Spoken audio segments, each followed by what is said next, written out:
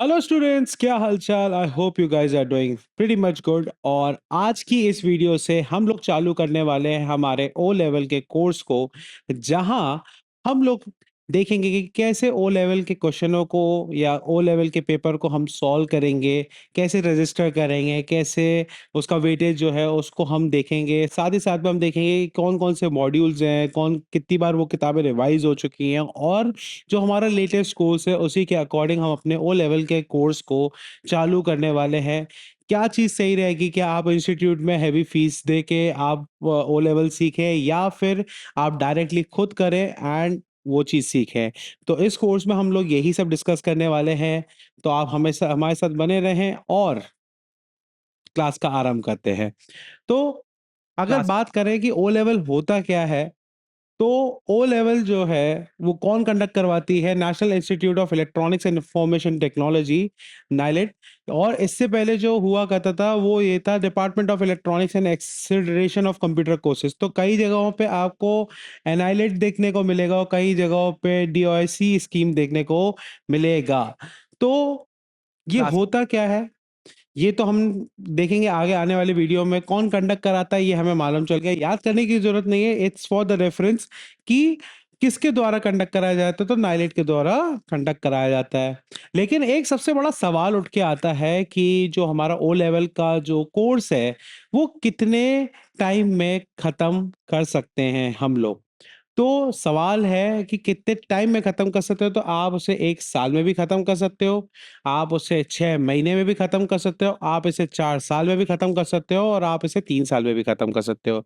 ये टोटली आपके ऊपर डिपेंड करता है कि आप एक पेपर को कितने अच्छी तरीके से और कितने सीरियसनेस के साथ लेते हैं। फॉर एग्जाम्पल, आप जब अपना पेपर का रजिस्ट्रेशन करते हो तो एक जो रजिस्ट्रेशन है वो 5 साल तक वैलिड होता है, ठीक है?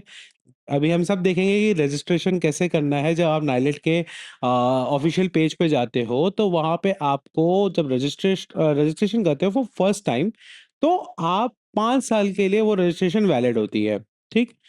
अच्छा, लेकिन जब आप पेपर देते हो, एक पेपर आपका जो लॉक इन पेपर होता है, फॉर एग्ज़ाम्पल आपने 1 साल में 2 पेपर लॉक किए, यानी कि आपके ₹2000 की फीस वहाँ चली जाएगी। बात समझ रहे हैं? आप एक पेपर को लॉक करते हो कि हाँ भैया, मैं इस साल ये वाला मॉड्यूल, इसमें टोटल कितने मॉड्यूल्स हैं? 4 मॉड्यूल हैं। हम आगे अभी आके डिस्कस करेंगे कौन-कौन से मॉड्यूल हैं और उस मॉड्यूल में क्या-क्या सब्जेक्ट्स हैं, उन सबको हम डिस्कस करेंगे।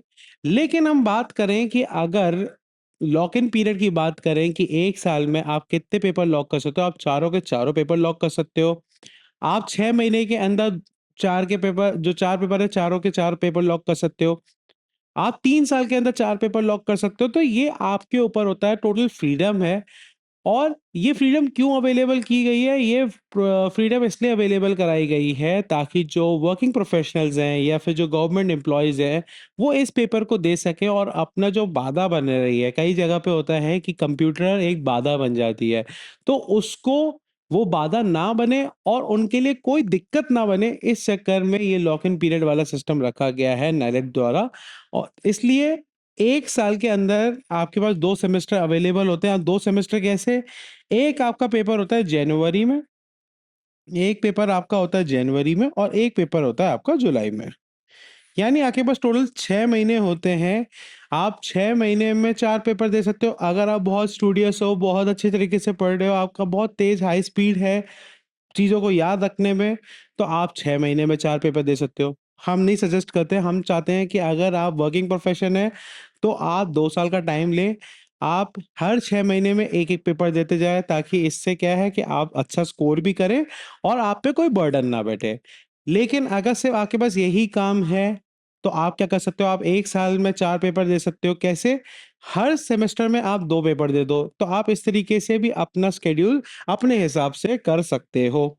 अच्छा, क्लास अब आप ओ लेवल किस तरीके से कर सकते हो? सवाल उठता है कि आप ओ लेवल किस-किस तरीके से कर सकते हो? तो बात आती है कि आप इंस्टीट्यूट के थ्रू भी कर सकते हो और आप डायरेक्ट भी कर सकते हो।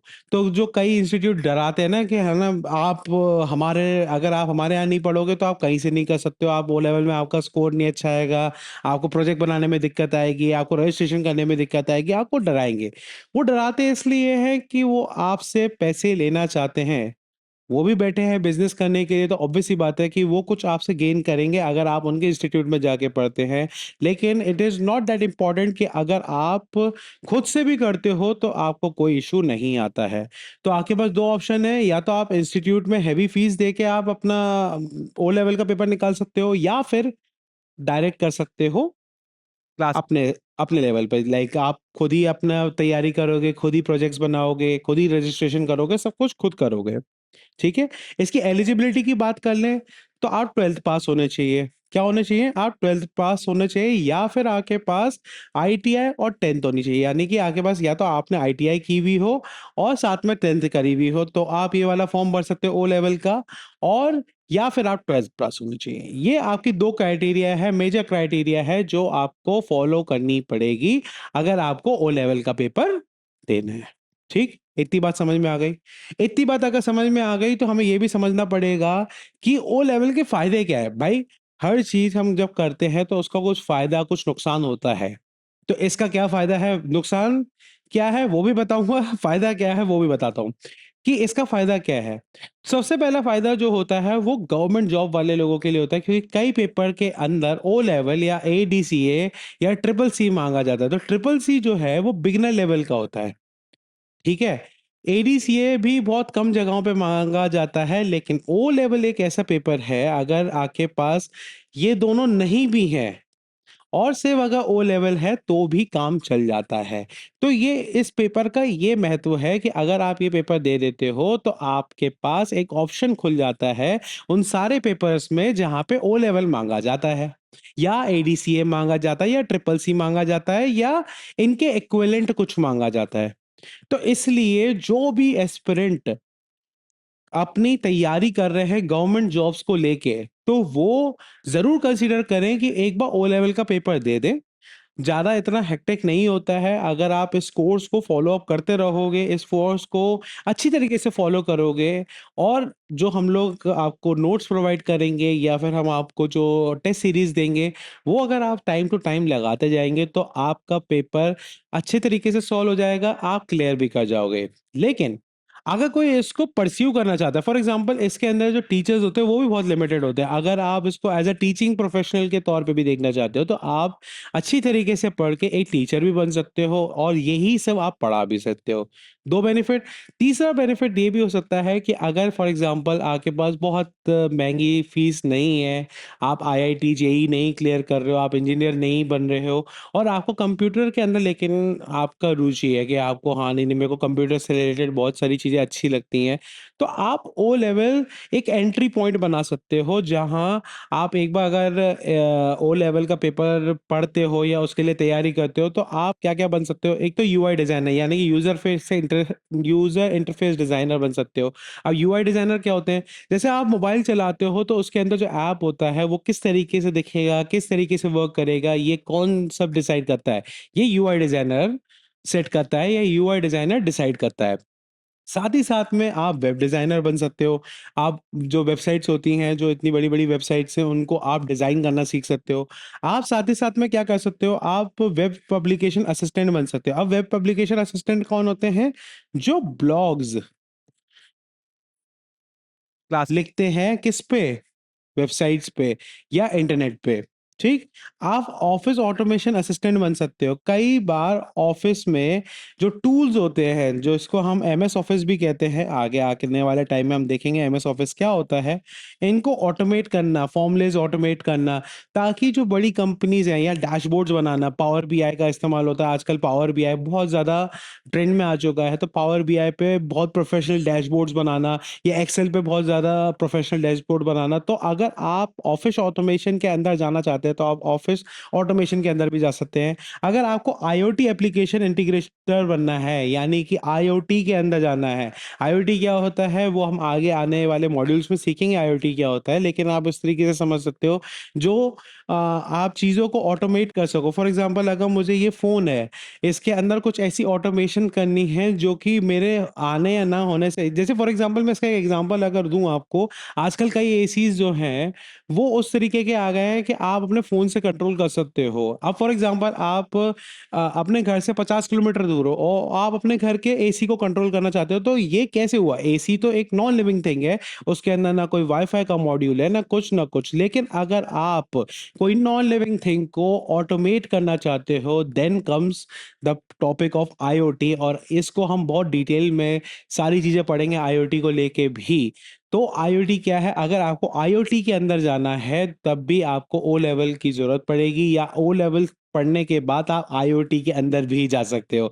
तो ये सारे जॉब रोल्स के अंदर आप परस्यू कर सकते हो if you are doing the O level exam और if you are clearing the O level exam. Next चीज़, अब फ़ीस स्ट्रक्चर के बारे में बात करते हैं कि मैंने बताया था कि 2 टाइप से आप कर सकते हो, या तो आप इंस्टीट्यूट के थ्रू कर सकते हो, या आप अपने हिसाब से कर सकते हो, या अपने पेस पे कर सकते हो, खुद से तैयारी कर सकते हो, या हमारे कोर्स की हेल्प से आप तैयारी कर सकते हो। क्योंकि हमारा कोर्स उन सभी बच्चों के लिए है, चाहे वो गवर्नमेंट जॉब की तैयारी कर रहे हो, मेजरली हमारा फ़ोकस जो है वो गवर्नमेंट जॉब वालों के लिए है, क्योंकि उनको सिर्फ़ पासिंग क्राइटेरिया चाहिए, लेकिन कई जो है वो इसके अंदर करियर परस्यू करेंगे, तो हम सबको लेके चलेंगे। तो आप खुद से भी कर सकते हो, आप इंस्टीट्यूट में जाके कर सकते हो, आप हमारा बैच लेके कर सकते हो। हमारे बैच कहाँ पे मिलेगा आपको मालूम ही है, पैसिफिक एग्ज़ाम ज़ोन पे आप डाउनलोड करोगे, वहाँ पे हमारे बैचेज़ लाइव हैं, तो आप वहाँ से जाके ये सारे जो ओ लेवल है या कंप्यूटर के लिए हम लोगों ने जो कोर्सेज़ लिए हुए हैं, वो सब आप परस्यू कर सकते हैं। ठीक? तो अगर आप इंस्टीट्यूट में जाते हो तो ऑलमोस्ट 20 से 25,000 रुपए का आपका खर्चा मोटा-मोटी आप समझ सकते हो कि आपको 20,000 से 25,000 रुपए तक खर्च करना पड़ेगा, किसी भी इंस्टीट्यूट के अंदर जाते हो तो। इसमें ऑलमोस्ट 5,000 रुपए फिक्स चार्ज होता है दोनों के अंदर, चाहे आप खुद कर रहे हो, चाहे या आप इंस्टीट्यूट के थ्रू कर रहे हो, 5,000 रुपए एक फिक्स चार्ज है। इसके बाद ये जो एक्स्ट्रा अमाउंट है, चाहे अगर 20,000 कोई आपसे इंस्टीट्यूट ले रहा है, तो 15,000 रुपए जो एक्स्ट्रा अमाउंट है, या फिर अगर 25,000 रुपए ले रहा है, तो जो 20,000 रुपए है, जो एक्स्ट्रा अमाउंट है, वो आपको देना पड़ता है इंस्टीट्यूट को, ताकि वो आपको सिखा सके, किसके बारे में? ओ लेवल के बारे में। और या फिर अगर आप डायरेक्ट कर रहे हो, यूट्यूब के थ्रू कर रहे हो, या फिर आप किसी कोर्स की हेल्प ले रहे हो, तो भी आपको 5,000 रुपए देने हैं। कैसे देने हैं वो हम अभी आगे समझेंगे कि कैसे 5,000 रुपए देने हैं आपको। डायरेक्ट भी करते हो तो 7 से 8 का खर्चा आता है, ठीक? अच्छा, इसका सिलेबस क्या रहता है? इसका सिलेबस बहुत मिनिमल है, ज़्यादा नहीं है। अगर मैं ऐसा कहता हूँ तो मैं मज़ाक कर रहा हूँ, नहीं, सिलेबस बहुत ज़्यादा है, इसलिए एनआईटी आपको टाइम देता है कि आप अच्छी तरीके से पेपर के लिए प्रेप करें और अच्छे से पेपर दें। तो इसमें 4 मॉड्यूल होते हैं जिनको आप 5 साल के अंदर दे सकते हो। कौन-कौन से मॉड्यूल होते हैं? पहला मॉड्यूल आपका होता है IT tools and networking basics, IT tools and networking basics. दूसरा होता है आपका वेब डिज़ाइनिंग एंड पब्लिशिंग।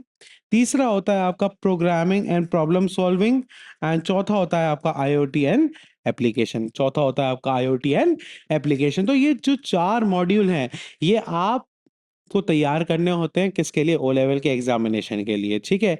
अच्छा, इन ओ लेवल के एग्ज़ामिनेशन जब हम दे रहे होंगे, तो कौन-सा जो मॉड्यूल है, वो कितना वेटेज रखता है? उसके अंदर जो, क्योंकि एक मॉड्यूल के अंदर कई मल्टिपल चैप्टर्स होते हैं, तो उसमें वो चैप्टर कितना कितना वेटेज रखता है, वो हम डिस्कस करते हैं। क्योंकि आपको ऐसा नहीं है कि आप सारा पेपर या सारा जो सब्जेक्ट है का सिलेबस है, वो एक ही बार में कवर अप कर दोगे और पता लगा कि आपने कोई ऐसा टॉपिक छोड़ दिया जो कि बहुत इम्पोर्टेंट था, लेकिन आपने नहीं किया और आपने लेस इम्पोर्टेंट टॉपिक को ही पढ़ते चले गए, तो वहाँ आपके लिए एक परेशानी का सबक बन जाएगा। तो मार्क डिस्ट्रीब्यूशन की बात करें M1 यानी कि फर्स्ट मॉड्यूल के बारे में, तो इसमें टोटल क्लास 6 चैप्टर्स हैं, जिसमें सबसे पहला जो चैप्टर है वो है introduction to the computer and introduction to operating system. Computer होता क्या है और ऑपरेटिंग सिस्टम क्या होता है, ये 2 चीज़ों पे बात करेंगे। ऑपरेटिंग सिस्टम क्या होता है, जैसे कि आपका मैकबुक के लिए मैक हो गया, अगर विंडोज़ का इस्तेमाल कर रहे हैं तो जैसे आप, मैंने बोला विंडोज़ का इस्तेमाल कर रहे हैं, तो अगर लैपटॉप कोई है उसमें आप विंडोज़ इस्तेमाल कर रहे हैं, या कई में लिनक्स होता है, तो ये क्या है, ये सब आपके ऑपरेटिंग सिस्टम है, इनके बारे में हम लोग डिस्कस करेंगे। फिर बात करेंगे वर्ड प्रोसेसिंग। पहले जो ओ लेवल का एग्ज़ामिनेशन होता था, उसमें जो हम इस्तेमाल करते थे सॉफ्टवेयर, वो होता था एमएस ऑफिस, और इसके अंदर हम इस्तेमाल करते थे वर्ड, हम इस्तेमाल करते थे एक्सेल, हम इस्तेमाल करते थे पीपीटी, हम इस्तेमाल करते थे एक्सेस।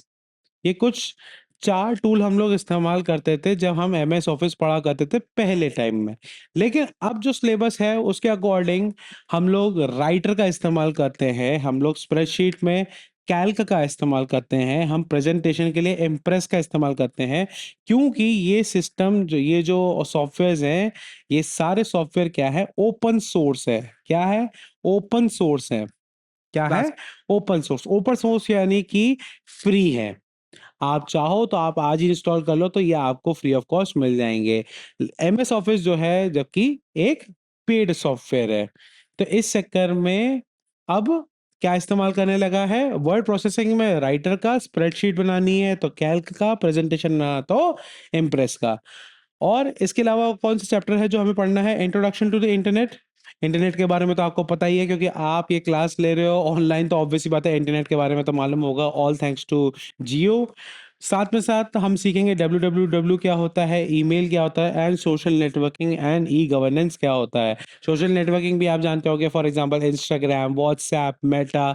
ये मेटा एक जो पेरेंट कंपनी है, उसके जो सब पार्ट्स हैं, इंस्टाग्राम, व्हाट्सएप, फेसबुक, थ्रेड्स, ये आपके क्या सोशल नेटवर्किंग है, ये कैसे वर्क करते हैं। ई गवर्नेंस क्या होती है भाई, ऑब्वियस सी बात है, अगर आप कोई जगह पे काम कर रहे हो, फॉर एग्जांपल आप इंटरनेट पे काम कर रहे हो, तो उसके कुछ रूल्स होते हैं जो गवर्नमेंट सेट करती है। ठीक है, तो वो क्या होते हैं, कैसे होते हैं, वो इस हम चैप्टर में देख रहे होंगे। साथ ही साथ में फिर हम देख रहे होंगे डिजिटल फाइनेंशियल टूल्स कौन कौन से होते हैं, उनके एप्लीकेशंस क्या होते हैं। साथ ही साथ में overview of future skills and cyber security क्या होती है, क्योंकि ऑब्वियस सी बात है, जहां आप कई बार देखो, आप घर है, आप घर का ताला भी खोला छोड़ दोगे तो कोई आपके घर में घुस सकता है। ऐसे ही सेम, आप अगर अपने पासवर्ड्स को वीक रखते हो या आप अपने सिस्टम्स को वर्नेबल रखते हो, यानी कि उनमें कोई चीज़ घुसने की अगर क्षमता है, तो उसे हम कैसे बच सकते हैं, वो हम सब सीखेंगे। किसके अंदर? साइबर सिक्योरिटी के अंदर सीखेंगे। और अगर इनकी वेटेज की बात करें, तो जो पहला चैप्टर है वो 10 मार्क का है, क्योंकि ये थ्योरेटिकल चैप्टर है। और जो लास्ट वाला है आपका digital financial tool and application and overview of future skills and cyber security, ये भी एक थ्योरेटिकल सब्जेक्ट है, तो ये 10-10 मार्क के हैं। लेकिन जो इसका सबसे इंपॉर्टेंट पार्ट है, that is of 60 marks, the office work, जहाँ पे हम ऑफिस ऑटोमेशंस के बारे में देख रहे होंगे, वो टोटल 60 मार्क का है। एंड इसमें से क्वेश्चन भी बहुत ज़्यादा पूछा जाता है, तो इसमें हम लोग बहुत अच्छी तरीके से ध्यान दे रहे होंगे। एंड साथ ही साथ में ये भी एक तरीके से थ्योरी प्लस प्रैक्टिकल है, जिसको हम देखेंगे। आपका introduction to internet and W के बारे में, ईमेल के बारे में, सोशल नेटवर्किंग के बारे में, एंड ई गवर्नेंस के बारे में। तो ये भी आप समझ सकते हो 50-50 का रेशियो रहेगा, कि 50% आपका थियोरेटिकल रहेगा एंड 50% इसका प्रैक्टिकल रहेगा। ठीक है, ये तो हमने बात कर ली M1 मॉड्यूल की। अब अगर हम बात करें M2 मॉड्यूल की, तो ये भी मॉड्यूल जो है बहुत ईजी रहता है, इतना टफ नहीं है ये मॉड्यूल। अगर बात करें इसके चैप्टर्स की, तो सबसे पहला जो चैप्टर आएगा वो आएगा introduction to web design and editors. ठीक है, अगर मैं इसके मार्क्स डिस्ट्रीब्यूशन की बात करूं, इसमें जो सबसे इंपॉर्टेंट पार्ट है दैट इज HTML। तो अगर इसका जो मार्क्स ब्रेक डाउन करूं, तो ये इस तरीके से 20+5। अब आप कहोगे 20 कौन सा है, 5 कौन सा है? तो अगर मैं बात करूं 5 कौन सा है, तो 5 ये रहा, इंट्रोडक्शन टू वेब डिजाइनिंग। और बात करूं 20 मार्क्स कौन सा है, तो HTML, यानी कि HTML इस मॉड्यूल का सबसे हीरो पार्ट रहने वाला है। अगर आपने HTML छोड़ दिया तो आपने 25 मार्क भी छोड़ दिए, ऑलमोस्ट छोड़ दिए। फिर 5 मार्क्स है तो आपका इसमें कुछ होगा नहीं, क्योंकि इसमें भी एक चीज है कि आपको मिनिमम मार्क्स लाने पड़ेंगे हर मॉड्यूल के अंदर। वो हम आगे आने वाले स्लाइड्स में देख रहे होंगे कि एक मिनिमम मार्क्स आपको लाने पड़ेंगे टोटल के अंदर भी, साथ में ईच मॉड्यूल के अंदर भी। तो देखते रहें। ठीक, फिर उसके बाद हम लोग सीख रहे होंगे कैस्केडिंग स्टाइल शीट, यानी कि CSS। सीएसएस होता क्या है, सीएसएस इस्तेमाल क्यों होता है। जैसे फॉर एग्जांपल अगर मैं मोटा मोटी बता दूं, तो HTML, जैसे अब हमारा ये मेरा शरीर है, ठीक है, तो इस शरीर के अंदर जो कंकाल है वो HTML है, उसके ऊपर लगने वाला ये जो खाल है मेरी, वो क्या है, CSS है। और अगर मैं बात करूं उसके दिमाग की, तो वो क्या है, जावास्क्रिप्ट। तो अब आप समझ सकते होगे कि जो पहले के 4 चैप्टर हैं वो बहुत इंपॉर्टेंट रहने वाले हैं। अगर आप ये 4 चैप्टर छोड़ के जाते हो, तो आप M2 छोड़ के जाते हो घर पे। ठीक है, इसके अंदर एक CSS का फ्रेमवर्क भी है, एंगुलर JS है, ये आप इसमें भी सबसे इम्पोर्टेंट हमारा जावास्क्रिप्ट रहने वाला है और सीएसएस रहने वाला है, एचटीएमएल बेसिस रहने वाले हैं। इसके अलावा क्या है, इसके अलावा आपका फोटो एडिटर्स क्या है, फॉर एग्जांपल इसमें हम लोग सीख रहे होंगे फोटोशॉप क्या होता है, पीएस जैसे बोलते हैं हम लोग, वेब पब्लिशिंग किसे कहते हैं, एंड ब्राउजिंग क्या होती है, ये हम सीखेंगे और ये टोटल 20 मार्क का है। तो इसमें जो मेजॉरिटी पार्ट रहने वाला है वो मैंने आपको बता ही दिया क्यों ये सब मेजॉरिटी पार्ट रहने वाला है। उसमें भी अगर हम बात करें पहले चैप्टर में तो एचटीएमएल बहुत इंपॉर्टेंट रहने वाला है, सीएसएस बहुत इंपॉर्टेंट रहने वाला है, सीएसएस का फ्रेमवर्क इंपॉर्टेंट रहने वाला है। सीएसएस में कई सारे फ्रेमवर्क होते हैं जो इस्तेमाल किए जाते हैं आपके ही ईज के लिए, और उसके अलावा हम सीखेंगे जावास्क्रिप्ट क्या होता है और एंगुलर जेएस क्या होता है। तो इस तरीके से हम अपना M2 कंप्लीट कर रहे होंगे। फिर उसके बाद हम लोग जो तीसरा मॉड्यूल देखने वाले हैं, जो कि कई बच्चों के लिए सबसे टफेस्ट मॉड्यूल रहने वाला होता है, दैट इज द M3, जहाँ पे प्रोग्रामिंग आपकी चालू होती है। अब प्रोग्रामिंग क्या होती है उसको अगर मोटा मोटी हम समझे तो प्रोग्रामिंग आप इस तरीके से समझ सकते हो, जैसे अभी मैं आपसे बात कर रहा हूँ तो मेरी भाषा क्या है, लैंग्वेज जो है वो क्या है, वो है हिंदी। मैं आपसे हिंदी में बात कर रहा हूँ, मैं चाहूँ तो आपसे इंग्लिश में बात कर सकता हूँ, मैं स्पेनिश में बात कर सकता हूँ, मैं पोर्टुगीज में बात कर सकता हूँ। जिस भाषा में आप समझोगे और जिस भाषा जो भाषा मुझे आती होगी उसी में मैं आपसे कम्युनिकेट करूंगा। सेम वे अगर मुझे कंप्यूटर से बात करनी है, कंप्यूटर को कोई बात समझानी है, तो कंप्यूटर एक जो इलेक्ट्रॉनिक डिवाइस है उसको मेरी भाषा नहीं मालूम है, लेकिन उसको एक भाषा मालूम है जिसको हम कहते हैं बाइनरी लैंग्वेज। ये हम सब आगे समझेंगे, लेकिन एक मोटा मोटी इंट्रोडक्शन क्लास में हम समझा सकते हैं कि प्रोग्रामिंग क्या है। एक तरीके से तरीका है जिससे हम लोग कम्युनिकेट करते हैं किसके साथ, कंप्यूटर के साथ। ठीक है। अब प्रोग्रामिंग हमारे पास बहुत सारे ऑप्शन अवेलेबल है प्रोग्रामिंग के लिए, जैसे कि हम लोग बात करें कि सी होता है, सी प्लस प्लस होता है, जावास्क्रिप्ट होता है, जावा होता है, पाइथन होता है, गोलैंग होता है, रस्ट होता है। मतलब आप समझ लो इतनी सारी, जैसे फॉर एग्जांपल हमारे पास कितनी सारी लैंग्वेज हैं भाई, हिंदी है, मराठी है, तमिल है, मलयालम है, कई सारे लैंग्वेजेस हैं हमारे पास। सेम वे कंप्यूटर के पास भी ऑप्शन है कि वो किस में प्रोग्राम, हम उसके अंदर किस में तरीके से प्रोग्रामिंग कर सकते हैं। हम सी में प्रोग्रामिंग कर सकते हैं, हम सी प्लस प्लस में प्रोग्रामिंग कर सकते हैं, हम जावा में कर सकते हैं, जावा स्क्रिप्ट में कर सकते हैं, हम पाइथन के अंदर कर सकते हैं। तो कई सारे ऑप्शन हैं हमारे पास अवेलेबल फॉर प्रोग्रामिंग। तो इस M3 के मॉड्यूल के अंदर हम लोग सबसे पहले तो बात कर रहे होंगे इंट्रोडक्शन टू प्रोग्रामिंग, प्रोग्रामिंग होती क्या है, एल्गोरिदम क्या होते हैं, फ्लो चार्ट क्या होता है किसी प्रॉब्लम को सॉल्व करने के लिए।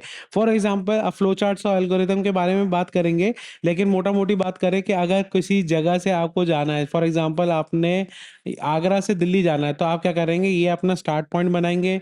यहाँ से आप कार के अंदर बैठोगे या ट्रेन के अंदर बैठोगे, ट्रेन आपको क्या करेगी, या तो प्लेटफॉर्म पे उतारेगी, ठीक है, आपको कहाँ पे उतारेगी, प्लेटफॉर्म पे उतारेगी। खुद की कार है तो आप डेस्टिनेशन पे उतरोगे, है ना, कहाँ पे उतरोगे, डेस्टिनेशन पे उतरोगे।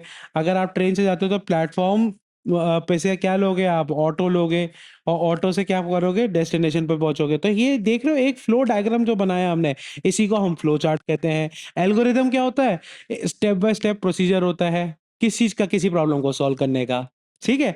तो ये बात हम समझेंगे कौन से मॉड्यूल चैप्टर 1 में सीखेंगे, किसके, M3 के, क्या, introduction to the programming, algorithm and flow chart to solve any problem. ठीक है, ये भी आपका बहुत इंपॉर्टेंट रहने वाला है, 20 मार्क का आएगा। उसके बाद उसके बाद the most important part of this module is these two chapters. कौन कौन से, आपका introduction to the Python, operator expressions, Python statement, sequence, data type. ये टोटल 30 मार्क का है, और ये आपका फाउंडेशनल टॉपिक है। M3 मॉड्यूल का फाउंडेशनल टॉपिक है। कई सारे जितने अभी तक हमने मॉड्यूल्स पढ़े, M1 M2 के जो सिलेबस डिस्कस किया, उसके जो पहला चैप्टर रहा है वो फाउंडेशनल रहा है। वो इसलिए फाउंडेशन है क्योंकि वो नींव है उस मॉड्यूल की। लेकिन इस मॉड्यूल की जो नींव है वो ये है, जो कि है introduction to Python operator expressions, Python statements and sequence and data type. जो सेकंड मोस्ट इंपॉर्टेंट रहने वाला है that is function file processing module. ये मोस्ट इंपॉर्टेंट है, ये आप अगर छोड़ते हो तो M3 भी छूट जाएगी। M3 क्या हो जाएगी, छूट जाएगी। तो ध्यान रखना है कि जब हम M3 की तैयारी कर रहे होंगे तो ये दो मॉड्यूल हम लोग डिस्कस कर रहे होंगे, तो उस पे आपका ध्यान होना चाहिए, क्योंकि इस मॉड्यूल में हम लोगों ने जो रखा है ये रिकॉर्डेड लेक्चर्स रहने वाले हैं, बट इसमें लाइव क्लासेस भी होने वाली हैं। दैट मीन्स कि हर संडे को 1 घंटे की आपकी लाइव क्लास होगी जिसमें आपने जो अपने रिकॉर्डेड लेक्चर्स में पढ़ा है, आपको अगर कोई डाउट आ रहा है तो उसके बारे में आप पूछोगे उस लाइव सेशन के अंदर और हम आपको बताएँगे कि उस डाउट का क्या आंसर रहेगा। आपको कोई भी डाउट है, आपको चाहे रजिस्ट्रेशन में इश्यू आ रहा है, वैसे तो रजिस्ट्रेशन में अगर इश्यू आ रहा है तो नीचे दिया हुआ है नंबर, आप इस पे कॉल कर सकते हो। अगर बात करें कि रजिस्ट्रेशन में अगर आपको कोई दिक्कत आ रहा है, आपको कोई मॉड्यूल में नहीं कोई बात समझ में आई, कोई टॉपिक नहीं समझ में आया है, तो उन सबको हम लोग डिस्कस कर रहे होंगे उस लाइव क्लास में। तो हाँ, ये जो है सिर्फ़ रिकॉर्डेड लेक्चर नहीं है, ये आपका लाइव लेक्चर भी है।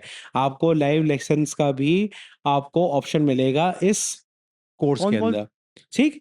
उसके बाद हम लोग कर रहे होंगे नमपाई के बेसिक्स, तो टोटल आपका जो है ये पेपर आपका हो जाएगा 100 मार्क का आपका पेपर हो जाएगा जिसमें कि 70 मार्क्स सिर्फ़ 2 चैप्टर्स में से आएँगे। तो इसलिए ध्यान रखना, मेक श्योर करना कि इसको आप भूल से भी भूल करके नहीं छोड़ना। फिर हम बात करें M4 मॉड्यूल के बारे में, तो M4 मॉड्यूल के अंदर सबसे पहला जो इम्पोर्टेंट या कहें फाउंडेशनल टॉपिक रहने वाला है वो है introduction to IoT, application devices, protocol and communication model.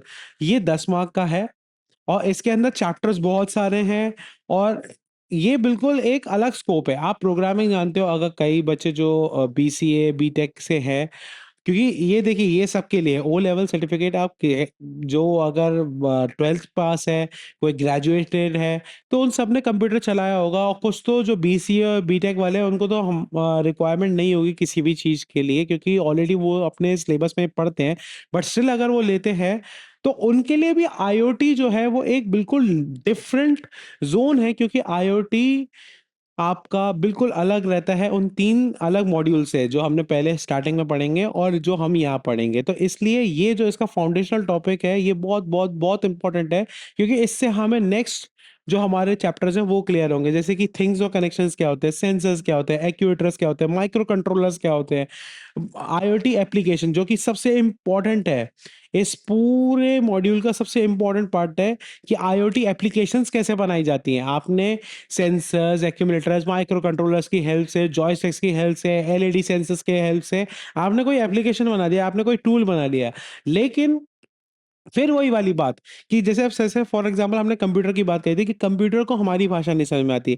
उसी तरीके से एक जो निर्जीव चीज़ है, जैसे नॉन लिविंग थिंग है, उसको भी हमारी कोई बात नहीं समझ में आएगी। तो उसको हमारी बात समझाने के लिए एक इंटरफ़ेस बनाना पड़ेगा और उस इंटरफ़ेस को ही हम लोग आईओटी एप्लीकेशन कहते हैं।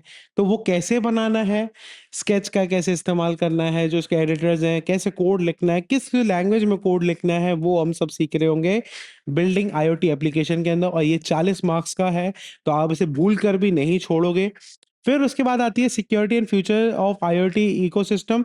ये थ्योरेटिकल पार्ट है, 5 मार्क के अंदर आता है। फिर उसके बाद हम करेंगे सॉफ्ट स्किल या पर्सनैलिटी डेवलपमेंट। कौन-कौन पर्सनैलिटी डेवलपमेंट का मतलब आप समझ ही रहे होंगे कि कैसे किसी इंटरव्यू में बैठना है, कैसे आप ऑफ़िस के अंदर वर्क करोगे, वर्क एथिक्स क्या होते हैं। इन सब चीज़ों के बारे में बात कर रहे होंगे हमारे इस वाले मॉड्यूल में, तो ये भी थ्योरेटिकल पार्ट है आपका, ये भी थ्योरेटिकल पार्ट है और ये भी थ्योरेटिकल पार्ट रहेगा आपका, ठीक है?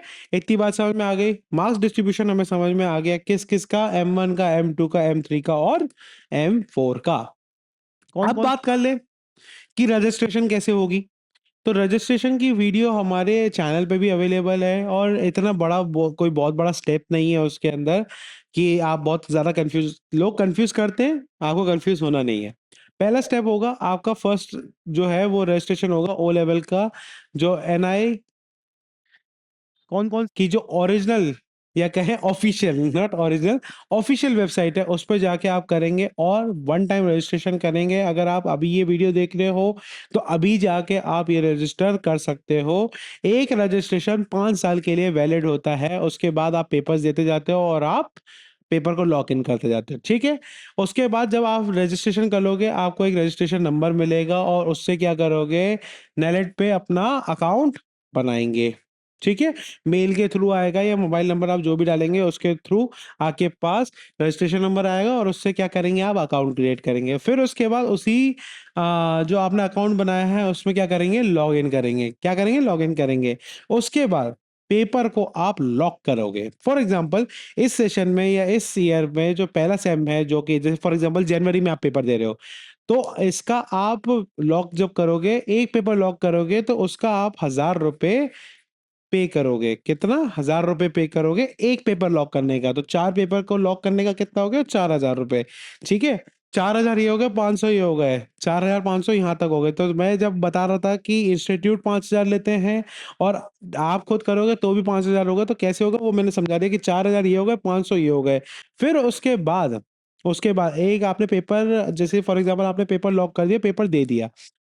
तो नाइलेट के रूल के अकॉर्डिंग आपको 2 मॉड्यूल पास करने पड़ेंगे, तब जाके आप अपना प्रोजेक्ट भी सबमिट कर पाओगे। मतलब आप क्या करोगे, जैसे हर बार आपने एक पेपर दिया, पेपर में अच्छे मार्क्स आ गए, फिर आपने दूसरा पेपर दिया, जैसे दूसरे सेम में आपने दूसरा पेपर दिया, तो 2 पेपर आपने पास कर लिए, तो आपके पास एक ऑप्शन अवेलेबल हो जाएगा कि आप अपना प्रोजेक्ट कौन-कौन सबमिट कर सकते हो प्लेटफ़ॉर्म पे, ठीक है? प्लेटफ़ॉर्म पे आप क्या करोगे, और इसकी क्या फ़ीस है? ₹100 इसकी फ़ीस है, तो टोटल कितना हो गया? 4600, यानी कि लगभग-लगभग ₹5000 के समथिंग हो जाएगा। अगर फॉर एग्ज़ाम्पल अगर आप इसका रजिस्ट्रेशन किसी साइबर कैफ़े से करवाते हो, तो लगभग-लगभग आपका 5000 के समथिंग आपका खर्चा बैठ जाएगा, अगर आप डायरेक्ट करते हो तो। और इंस्टीट्यूट के थ्रू करते हो, तो ये सारी झंझट उनकी और ₹20,000 भी उनके। ठीक है? तो इतनी बात अपने को समझ में आ गई क्या-क्या, कि पहले सबसे पहले आपको क्या करना है, रजिस्ट्रेशन करना ओ लेवल के लिए कहाँ पे, नाइलेट के ऑफिशियल वेबसाइट पे। वहाँ पे वन टाइम रजिस्ट्रेशन होगा, कितने रुपए लगेंगे? ₹500 लगेंगे। उसके बाद आपको एक रजिस्ट्रेशन नंबर मिलेगा, उससे आप क्या करेंगे, अकाउंट क्रिएट करेंगे, उस अकाउंट को लॉगिन करेंगे और लॉगिन करने के बाद पहला पेपर लॉक करेंगे। आप चाहो तो चारों के चारों पेपर एक साथ लॉक कर सकते हो, आप चाहो तो एक बार में 2 पेपर लॉक कर सकते हो और आप चाहो तो एक बार में 1 पेपर लॉक कर सकते हो, depending upon your speed, your requirement, कि आप उस पेपर के अंदर अच्छा स्कोर करना चाहते हो, तो आप टाइम दोगे कि हाँ, मैं एक टाइम पे एक मॉड्यूल पढ़ूँगा, अच्छी तरीके से पढ़ूँगा, अच्छे से पेपर दूँगा। क्योंकि इसमें थ्योरी भी है, प्रैक्टिकल भी है और वाइवा भी है। तो इसी हिसाब से आपको लॉक करना है पेपर को, और 2 पेपर 2 मॉड्यूल पास करने के बाद ही आपके पास ऑप्शन अवेलेबल होगा किसका? अपने प्रोजेक्ट सबमिट करने का, और उसकी फीस क्या है? ₹100 है, तो टोटल आपका 4600 के अंदर आपकी जो ऑफिशियल फीस है वो इतनी है। अच्छा, अब इसमें बात कर रहे थे इम्पोर्टेंट डेट्स। मैंने जैसे कि बताया कि आप 1 साल में 2 बार ये पेपर दे सकते हो। तो कब-कब दे सकते हो? एक बार तो आप जनवरी में दे सकते हो और एक बार आप जुलाई में दे सकते हो। तो अगर आपको जनवरी का पेपर देना है, तो इसकी जो रजिस्ट्रेशन लिंक है वो कब से कब तक खुलती है? जून से सितंबर के बीच में ये रजिस्ट्रेशन लिंक खुल जाती है। पेपर कब लॉक कर सकते हो? आप नवंबर में पेपर लॉक कर सकते हो, और एग्ज़ाम कब होगा आपका? जनवरी के अंदर। सेम वे यही पेपर जुलाई के अंदर होता है, तो इसका जो रजिस्ट्रेशन होता है वो दिसंबर से मार्च के बीच में होता है, ठीक है?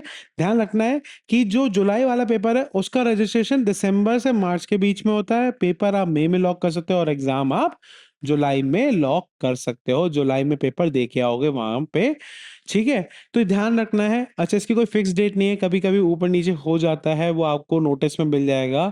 जब आप रजिस्ट्रेशन पेज पे जाओगे तो वहाँ पे एक स्क्रॉलिंग नोटिस रहता है साइड में, आप उसको चेकआउट कर सकते हो। वहाँ पे नोटिस दिया होता है कि कब पेपर कंडक्ट होने वाले हैं, कौन-सी डेट को होने वाले हैं। बट ये एक टाइम फ्रेम है कि जनवरी के लिए अगर रजिस्ट्रेशन करना है तो जून से सितंबर के बीच में करना है। अगर पेपर लॉक करना है तो नवंबर में, और एग्ज़ाम कब होगा आपका? जनवरी में। और बात करें अगर जुलाई का एग्ज़ाम आपको देना है, तो रजिस्ट्रेशन कब होगा? दिसंबर से मार्च के बीच में, और पेपर जो लॉक करना होता है हम लोगों को, वो कब करना होता है? मई में, और एग्ज़ाम कब होगा आपका? जुलाई के अंदर। बात समझ में आई? इतनी बात समझ में आई? ये हमारे इंपॉर्टेंट डेट्स हैं, इसको आप कहीं पे लिख लो, ठीक है? अब कौन-कौन बात करें एग्ज़ाम के पैटर्न की। ठीक है, एग्ज़ाम पैटर्न भी हमें मालूम होना चाहिए कि कोई अगर हम एग्ज़ाम किसी युद्ध में जा रहे हैं, तो रणभूमि कैसी है?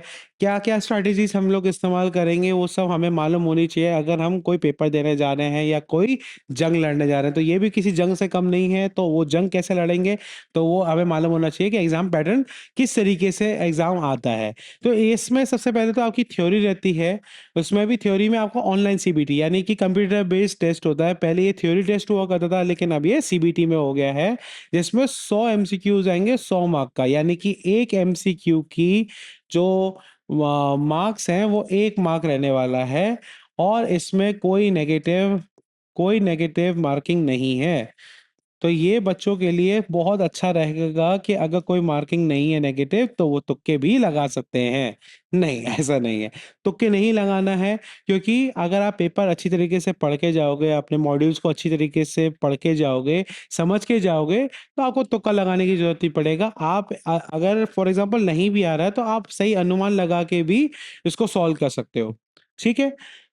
पेपर का जो टाइमिंग रहेगा, यानी कि जो एग्ज़ाम टाइमिंग है वो 90 मिनट्स का ये पेपर आप होगा, 100 मार्क्स का पेपर आपको 90 मिनट के लिए मिल रहा है, वेल सफिशिएंट टाइम है। फिर उसके बाद बात कर लेते हैं, ये तो हो गई थ्योरी की बात, फिर आता है बात प्रैक्टिकल और वाइवा का। तो प्रैक्टिकल के अंदर 2 से 3 क्वेश्चन रहने वाला है, वो भी 80 मार्क्स का, और वो भी ऑनलाइन फॉर्मेट में। यानी कि अब आप कहोगे भाई प्रैक्टिकल तो प्रैक्टिकली करके दिखाएँगे ना, तो हाँ, आप प्रैक्टिकली करके दिखाओगे। उसमें क्या होता है कि एक इस तरीके से विंडो बनी हुई होती है, और यहाँ पे आपका कोड एडिटर होता है। आप यहाँ पे अपना कोड लिखते हो, यहाँ पे उसका आउटपुट निकल के आता है, और वो आउटपुट रजिस्टर होता है, ठीक है? 2 से 3 क्वेश्चन होते हैं, छोटे-छोटे क्वेश्चंस होते हैं, उसका आप कोड लिखते हो, उसका आउटपुट निकल के आता है, ठीक है? फिर बात कर ले वाइवा की, तो वाइवा भी 20 मार्क का होता है, और इस सब के लिए आपको टोटल टाइम जो मिलता है वो मिलता है 50 मिनट्स, जो कि वेल टू सफिशिएंट है, क्योंकि बहुत बड़े-बड़े क्वेश्चंस नहीं होते, बहुत छोटे-छोटे क्वेश्चंस होते हैं जिनका आंसर आप बहुत जल्दी-जल्दी दे सकते हो। ठीक? कौन-कौन इतनी बात अपने को समझ में आ गई। अब बात कर लेते हैं कि मिनिमम पासिंग मार्क्स कितने होंगे, ठीक है? देखो, हर चीज़ का एक मिनिमम चीज़ होती है कि हाँ भैया ये हमें इतना तो करना ही करना है। ये हमारे लिए करना ही करना है, और ये सब जानना आपके लिए इम्पोर्टेंट है, ख़ास करके उनके लिए जो कि गवर्नमेंट जॉब के लिए तैयारी कर रहे हैं। किसके लिए? गवर्नमेंट जॉब के लिए तैयारी कर रहे हैं। उनको जानना बहुत, बहुत, बहुत, बहुत ज़्यादा इम्पोर्टेंट है कि उनको मिनिमम कितना परसेंटेज चाहिए ही चाहिए होगा। फॉर एग्ज़ाम्पल आप M1 का मॉड्यूल ले रहे हो, ठीक है? M1 मॉड्यूल ले रहे हो, तो उसका जो जो पासिंग मार्क्स का क्राइटेरिया है वो है 50% of total and 33% each. 33% each. अब ईच का मतलब क्या है वो मैं समझा देता हूँ कि M1 के अंदर 2 पेपर्स होते हैं। एक आपका होता है थ्योरी पेपर, एक होता है कौन-कौन आपका थ्योरी पेपर, एक होता है आपका प्रैक्टिकल पेपर। यही होता है आपका। यही 2 पेपर होंगे। कौन-कौन से? एक होगा आपका थ्योरी, एक होगा आपका प्रैक्टिकल। तो थ्योरी के अंदर मार्क्स कितने? 100 मार्क्स। तो इसमें से 33 मार्क्स आना आपका अनिवार्य है। अगर फॉर एग्ज़ाम्पल आपके थ्योरी में 33 की जगह 32 रह गए, और प्रैक्टिकल में आपके 80 मार्क का प्रैक्टिकल होता है, आपके 80 में से 80 आ गए फॉर एग्ज़ाम्पल, ठीक? कौन-कौन आपके प्रैक्टिकल में 80 नहीं 100 होते हैं। आपके प्रैक्टिकल में क्या होता है? 100 मार्क्स होते हैं, क्योंकि इसमें प्रैक्टिकल प्लस वाइवा होता है। तो 100 मार्क था, आपके 100 में से 100 आ गए प्रैक्टिकल और वाइवा के अंदर। इसके अंदर क्या रह गया? 32 मार्क्स रह गए। तो आपने M1 मॉड्यूल फेल कर दिया। आपने M1 मॉड्यूल बुरी तरीके से फेल कर दिया, भले ही आपके प्रैक्टिकल में 100 मार्क क्यों नहीं है, क्योंकि आपने ये वाला क्राइटेरिया पूरा नहीं किया। इसमें आपके 33 मार्क्स यानी कि 33% आपके आने ही आने चाहिए थे। या फिर उल्टा हो जाए, वाइस वर्सा हो जाए कि इसके अंदर 100 की जगह पे क्या आ जाए? 33 आ जाए, और यहाँ पे क्या हो जाए? 100 मार्क्स आ जाए आपके, तब भी आप ये पेपर फेल कर जाओगे। तो ये ध्यान रखना है, चाहे थ्योरी हो चाहे प्रैक्टिकल हो, आपको मिनिमम 33 मार्क्स लेके आने ही आने हैं। अच्छा, इसमें एक चीज़ और लिखिए, 50% ऑफ द टोटल। यानी कि हम बात करें कि अगर वेटेज की बात करें तो जो थ्योरी है वो 60% का वेटेज रखती है। कैसे? मैं समझाता हूँ। फॉर एग्ज़ाम्पल ये चंदू है, ठीक है? इसके थ्योरी में 50 मार्क्स आए। तो अगर हम वेटेज की बात करें तो थ्योरी की वेटेज कितनी है? 60%। कितनी है? 60%। तो अगर उसके पास उसने थ्योरी में 50 मार्क्स स्कोर किए, तो आपको मालूम है कि जो मार्क्स बैठे या जो मार्क्स कंसीडर किए जाएँगे वो होंगे सिर्फ़ 30 मार्क्स। वो होंगे सिर्फ 30 मार्क्स। और प्रैक्टिकल में अगर सपोज़ करो प्रैक्टिकल में भी ये 50 मार्क्स लेके आया, तो प्रैक्टिकल के जो 50 मार्क्स है उसमें से सिर्फ जो उसका रेशियो लिया जाएगा वो होगा सिर्फ 40%। कितना? 40%। तो यानी कि अगर चंदू के कौन-कौन कौन-कौन प्रैक्टिकल में मार्क्स आए 50, थ्योरी में आए मार्क्स 50, तो थ्योरी वाला मान लिया जाएगा 30, और ये वाला मान लिया जाएगा आपका 20। कौन-कौन दोनों में मिलाकर कितना हो गया? 50 मार्क्स हो गए। यानी कि टोटल में 50 मार्क्स एंड हर एक में 33 होने ही होने चाहिए। तो ये है आपका passing marks criteria. I hope आपको समझ में आ गया होगा। बात बहुत सिंपल है कि 50% टोटल यानी कि थ्योरी और प्रैक्टिकल मिला के 50% होना चाहिए और थ्योरी में भी 33 मार्क्स मिनिमम और प्रैक्टिकल में भी मिनिमम 33 मार्क्स होने चाहिए, तब जाके आप एक मॉड्यूल पास करोगे, ठीक है? तो ये सारे जो थे, ये सारे पॉइंट्स आपको ध्यान रखने हैं जब भी आप कोई भी मॉड्यूल के लिए प्रेप कर रहे होगे, क्योंकि अगर आप मेहनत कर रहे हो, मेहनत गधा भी करता है, लेकिन अगर आप स्मार्ट वर्क करते हो और सही तरीके से सही स्ट्रैटेजीज़ का इस्तेमाल करते हो, तो आप बहुत जल्दी अपने ओ लेवल के चारों मॉड्यूल्स को प्रेप करके आप खत्म कर दोगे और ओ लेवल का सर्टिफिकेट ले जाओगे। तो आई होप आपको ये वाली क्लास समझ में आई होगी। कोई भी पॉइंट है जो नहीं समझ में आया है, आप नीचे कमेंट कर सकते हो एंड डाउट सेशन में जाके आप अपने डाउट्स भी क्लियर कर सकते हो एंड मैं मिलता हूँ आपको नेक्स्ट क्लास के अंदर।